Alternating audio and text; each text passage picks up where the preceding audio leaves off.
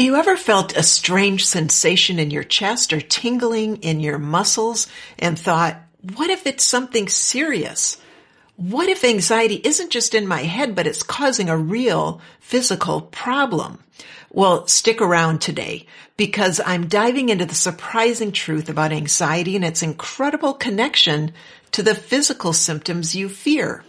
And here's where it gets tricky. Anxiety doesn't just cause general discomfort. It can almost seem intelligent, sending sensations right to the areas you fear most. Now, if you're worried about your heart, you might notice every flutter, every skip. If you're focused on your stomach, you'll feel every churn and nerve ending. But the shocking truth is those symptoms aren't just random. Your brain is playing a sneaky little trick, and it's turning normal bodily processes into the sensations of your worst fears. And here's the kicker. It's not imaginary. It's very real. Now, by the end of the video, you'll understand how anxiety creates this phenomenon and how you can stop it in its tracks. I'll break down the neuroscience of anxiety, share real-life examples, and give you some practical steps to escape this cycle. So if you've been stuck, feeling like anxiety has complete control over your body, keep watching because relief is possible. Let me share a question from one of my Warm Heart Hub community members that inspired this video. Emma asked, is anxiety smart enough to send worrisome sensations to the body part that I'm fearing? For example, if you're afraid of having a heart attack, is anxiety capable of creating chest pain or a racing heart? The answer is yes, it absolutely can. But before you panic, let me explain why this happens and why it's a trick of the mind and the body and not an actual threat. When anxiety hits, your body's fight or flight system kicks in, pumping out stress hormones like adrenaline and cortisol. Now, these hormones are designed to protect you, preparing your body to face danger. But here's where it gets interesting. Now, when your brain senses that you're focused on a specific part of your body, let's say your chest, it becomes hyper aware of the sensations in that area. It's like shining a spotlight on that body part. Now, from a neuroscience perspective, this hyper focus heightens your perception of even the tiniest normal sensations. For example, a bit of gas or muscle tension can feel like sharp pain. A perfectly harmless flutter in your heart may feel like a cardiac emergency. And the more you focus on it, the stronger and the more intense these sensations can feel.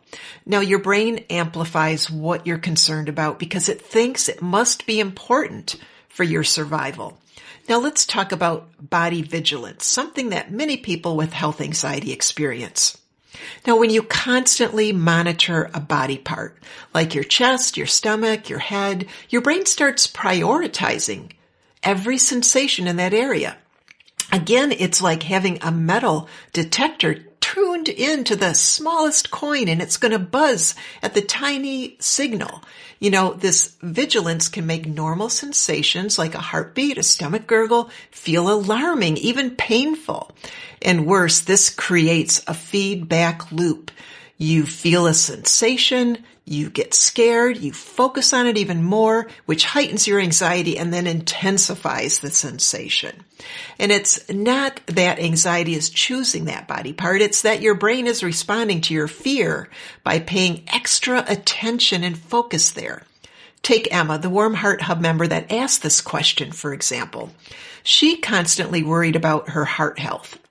Now, every time she felt a flutter in her chest, her anxiety would spike, leading to even more noticeable flutters, a racing heart, and even chest tightness.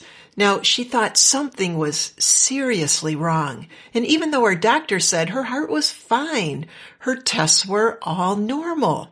What Emma didn't realize was that her anxiety was creating these physical sensations. So the more she feared her heart symptoms, the more her anxiety triggered real but harmless physical responses like muscle tension, increased heart rate, hyper-awareness of her chest. So how do you break free from this frustrating cycle? First, recognize that the sensations are real, but they're not harmful or dangerous. This is crucial. And when you understand that your brain is magnifying these symptoms due to anxiety, not because something is wrong, you can start to detach from the fear.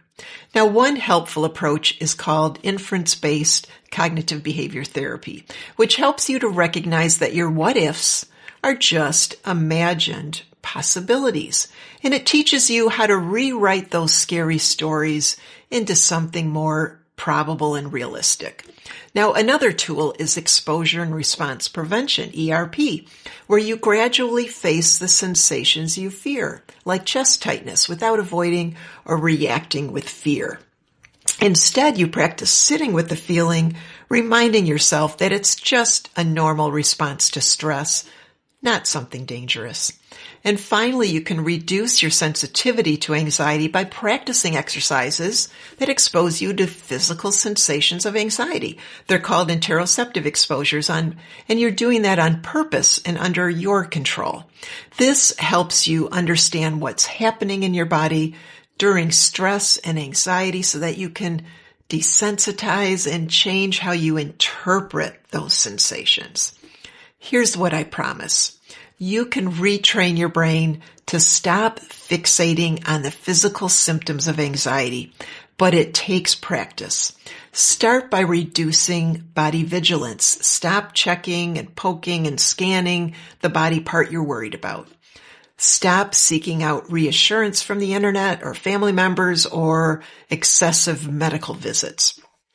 Refrain from using any kind of health monitoring devices. Trust me, those kind of devices, they're not your friends when it comes to health anxiety.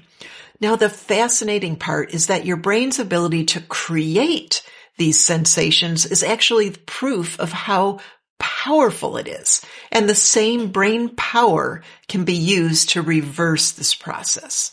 So when you shift your focus and you retrain your response to anxiety, those worrisome sensations will start to fade. Now, it's not about fighting anxiety. It's about changing your relationship with it. If Emma can do it, so can you. She started using these techniques to challenge her fear of heart symptoms. And then over time, she noticed that the less she focused on her heart, the fewer symptoms she felt. Now she's not just living with less fear, she's living with more peace of mind. The same is possible for you. Now, your anxiety, it's not an enemy. It's just misguided. It's a misguided protector.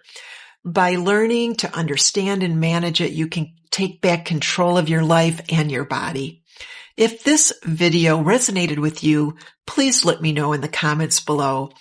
Have you experienced anxiety that feels like it's targeting a specific part of your body?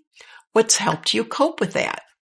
And if you're ready to dive in and overcome health anxiety, please check out my course at PaigePradko.com and choose the option to join the Warm Heart Hub community.